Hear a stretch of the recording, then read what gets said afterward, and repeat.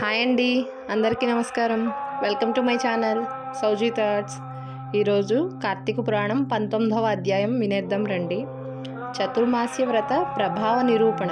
ఈ విధంగా నైమిసారణ్యమందున్న మహామునులందరూ కలిసి చిదానందుని స్తోత్రం చేసిన పిమ్మట జ్ఞానసిద్ధుడను ఒక మహాయోగి, ఓ దీనబాంధవ, వేద వైద్యుడువని, వేద వ్యాసుడువని, అద్వితీయుడువని, సూర్యచంద్రులే నేత్రములుగా గలవాడవని, సర్వాంతర్యామివని, బ్రహ్మరుద్ర దేవేంద్రాదులచే సర్వదా పూజింపబడువాడువని, నిత్యుడవని, నిరాకారుడవని, సర్వజనులచే స్తుతింపబడుచున్న ఓ మాధవ, నీకివే మా హృదయపూర్వక నమస్కారాలు.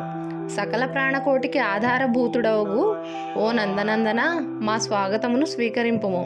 నీ దర్శన భాగ్యము వలన మేము, మా ఆశ్రయములు, మా నివాస స్థలములు అన్నీ పవిత్రములైనవి.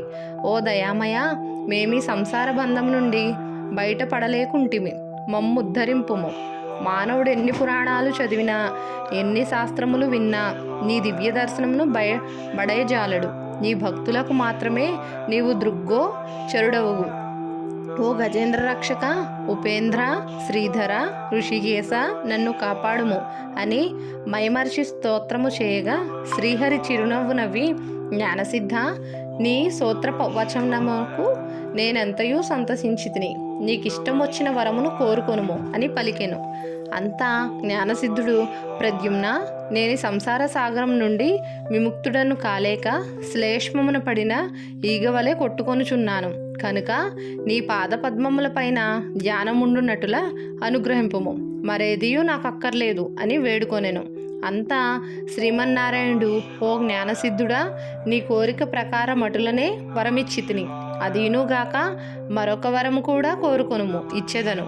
ఈ లోకమందు అనేక మంది దురాచారులై, బుద్ధిహీనులై అనేక పాపకర్యములు చేయుచున్నారు. అట్టి వారల పాపములు పోవుటకై ఒక వ్రతమును కల్పించుచున్నాను. ఆ వ్రతమును సర్వజనులు ఆచరించవచ్చును. సావధానుడవై ఆలకింపుము. నేను ఆషాఢశుద్ధ దశమి రోజున లక్ష్మీదేవి సహితంగా పాలసముద్రంన శేషశయ్యపై పవళింతును. తిరిగి కార్తీక మాసమున శుద్ధ ద్వాదశి వరకు చాతుర్మాస్యమని పేరు.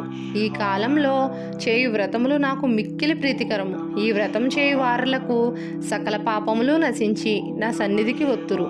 ఈ చాతుర్మాస్యములందు వ్రతములు చేయని వారు నరక కూపమున బడుదురు. ఇతరుల చేత కూడా ఆచరింప చేయవలెను. దీని మహాత్మ్యంను తెలుసుండియో వ్రతము చేయని వారికి బ్రహ్మహత్యాది పాతకములు కలుగును. వ్రతము చేసిన వారికి జన్మజరా వ్యాధుల వలన కలుగు బాధలు ఉండవు.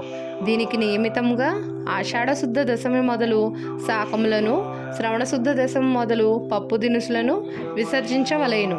నా యందు భక్తి గలవాని పరీక్షించుటకై నేనిట్లు నిద్రావ్యాజమున సైనింతును. ఇప్పుడు నీ వసంగిన స్తోత్రమును త్రిసంధ్యల యందు భక్తి శ్రద్ధలతో పఠించిన వారు నా సన్నిధికి నిశ్చయముగా వత్తురు అని శ్రీమన్నారాయణుడు మునులకు బోధించి శ్రీ మహాలక్ష్మితో కూడి పాలసముద్రమునకు కేగి శేషపానుపు మీద పవళించెను. వశిష్ఠుడు జనక మహారాజుతో, రాజా, ఈ విధంగా విష్ణుమూర్తి జ్ఞానసిద్ధి మొదలగు మునులకు చాతుర్మాసి వ్రత మహత్యంను ఉపదేశించెను. ఈ వృత్తాంతమును అంగీరసుడు ధనలోభునకు తెలియజేసెను. నేను నీకు వివరించునుగాక. ఈ వ్రతం ఆచరించుటకు స్త్రీ పురుష భేదం లేదు, అన్ని జాతుల వారును చేయవచ్చును. శ్రీమన్నారాయణుని ఉపదేశం ప్రకారం మునిపుంగవులందరూ ఈ చాతుర్మాసి వ్రతమాచరించి ధన్యులై వైకుంఠమునకు ఎగిరి. ఇట్లు స్కాంద పురాణాంతర్గత వశిష్ఠ ప్రోక్త కార్తీక మహాత్మ్యమందలి 19వ 19వ రోజు పారాయణం సమాప్తం. వీడియో కనుక నచ్చితే లైక్ చేయండి, షేర్ చేయండి, కామెంట్ చేయండి. కొత్తగా చూస్తున్న వాళ్ళైతే సబ్స్క్రైబ్ చేసుకోండి. ధన్యవాదములు.